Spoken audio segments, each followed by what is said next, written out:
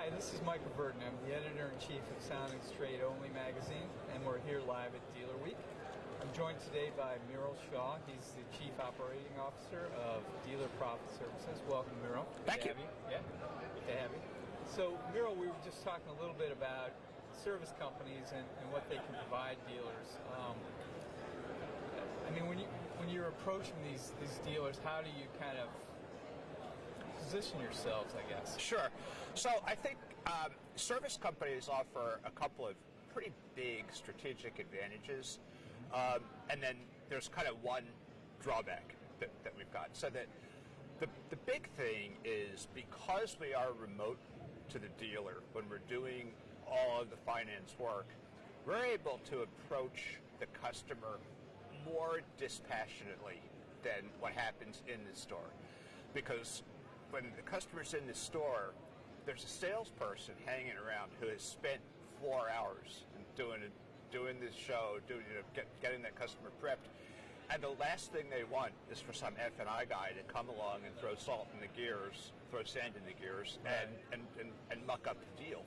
So there's actually downward pressure on the profit potential in the store, because they'll take less reserve, they'll sell less extended warranty and protective products just to make sure that deal goes through.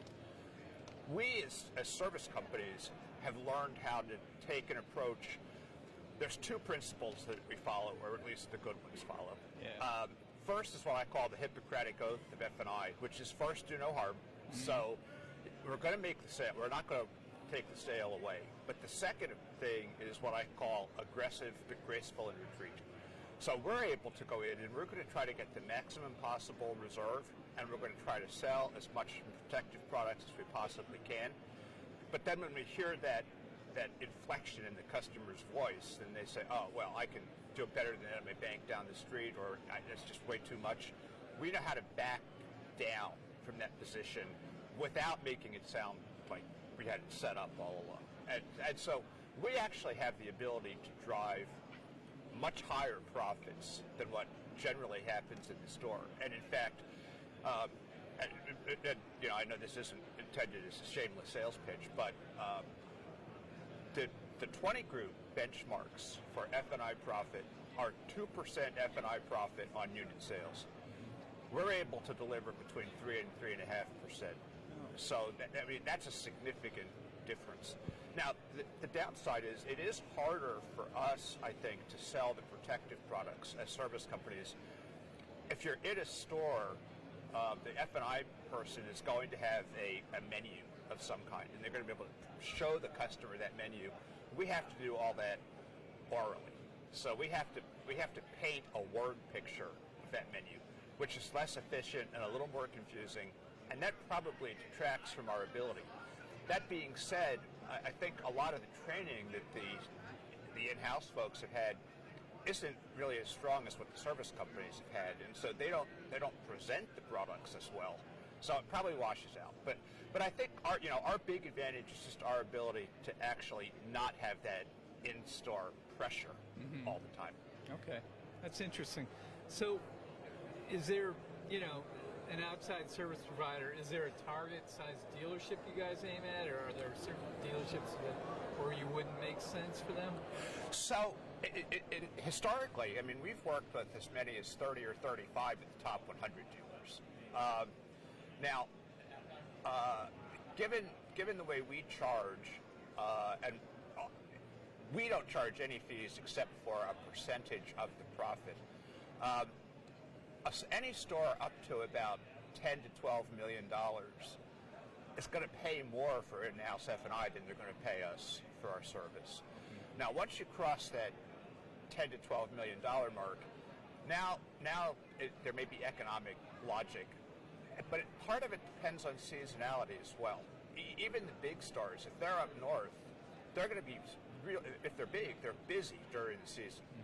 But then during the off season, they got two guys sitting around with their feet up on their desk, not doing anything. Right. For us, when somebody uses a service provider, they're paying for what they get, and seasonality doesn't matter. So, but even for us, when you start to get to the really, really small dealers, like under, say, $1.5 million, that's hard. That's hard for us to justify. So I mean, we'll do it. We won't turn anybody away. Yeah. But our sweet spot really is the $5 to $10 million range. Okay. So if you were a dealer watching this, how would they do due diligence on a service provider if they wanted help? Yeah. So I mean, if it were me, I would just ask, and it can be sanitized. It can, but I would ask just to see your numbers. Mm-hmm. Show me how many deals you've done. Show me what net profit you've gotten on those deals. You know, how many applications go to contract? What's that percentage? What's the percentage of penetration on protective products? Mm-hmm. And you know, what is your F&I profit as a percentage of the amount financed? And if those numbers look good, if you're doing 65 to 70% penetration on protective products, if you're contracting 55 to 60% of all the applications that come in, and if you're delivering F&I profit of 7.5% on the amount financed or better, then the dealer should be pretty happy with that. If those numbers are not reflective of that, there's a lot of competition out there. Okay, all right, that's helpful. So when we were talking the other day, we were using the D word, downturn. You said that your services would be helpful even in that situation. Well, again, because we're able to be more aggressive, we're still, even in a down environment, we can still drive more profit. And now it gets even more important if things are going down. Not having a fixed cost associated with F&I becomes really important at that point. So we offer that flexibility of no fixed cost, and we can drive greater profit. And I think we're also, and most service providers I think would say this, we do a better job with the non-prime buyers than what in-house does. I think once somebody sees that they're not prime, a lot of people tend to just say, just go to their credit union and try to take care of this. And in a down environment, except for the highline dealers, they see qualified buyers all the time. Right. But as you go to the lower end and you go like to the aluminum fishing boats and to the sub $30,000 kind of boats, you get a lot of less than stellar applicants coming in that are applying for credit. But we can address that, and that'll become, if in the unfortunate event there is a downturn, that capability will become really, really important. Okay. For dealers. And your fees they wouldn't cut into their profits? Well, so it's a percentage. Okay. It's a percentage of the F&I profit, so it does cut in. But on the other hand, if you're paying a finance guy $50,000 plus a commission, that's going to cut in too. Yeah. And it takes us, with our fee structure, it takes us quite a while to get to that $50,000 mark. And it happens when you're getting there, they're selling a lot of units or a lot of dollars worth of volume. So we will, and again, for that dealer who's sub $10 million, we're going to be less. Our fees will be less expensive than the cost of doing F&I in-house all the time, 100% of the time. Okay, that's interesting. Has loan generation technology changed a lot in the last 5 years for boat dealers? Or? Not a lot. No? Okay. All right. So, in terms of taking credit applications and stuff, there are some better tools now, and they've become more robust and more standardized over the past kind of 5 years. But the dealer management system technology that usually integrates in some way with the finance stuff, that really has not changed very much over the last 5 years. It has over the last 10, but at this point, a lot of that stuff is pretty stable from a technology perspective. Now, we use technology extensively because it makes us more efficient. So, and so we use technology a lot more than an in-house provider probably would. Okay. But I can't speak to other service providers in that regard. I know that we are heavy technology people. Okay. Has the F&I business, boat sales kind of declining there in the summer, did that go down as well for a while? And have you seen an uptick? So the last couple of years have just been good years. Yeah. And so we've seen both an uptick in applications and application to contract rate. So those have both gone up at the same time over the last, I think they've been going up for at least the last 3 years. Okay. You can't keep going up forever, right? Yeah, There's some laws of physics that keep that from happening. Yeah. So it's gonna, even if the market stays good, that those numbers are going to start leveling off. They're going to plateau. Right. Okay. Just It's because. gonna happen. Yeah. That's good. So, are you expecting another good year this year? Or?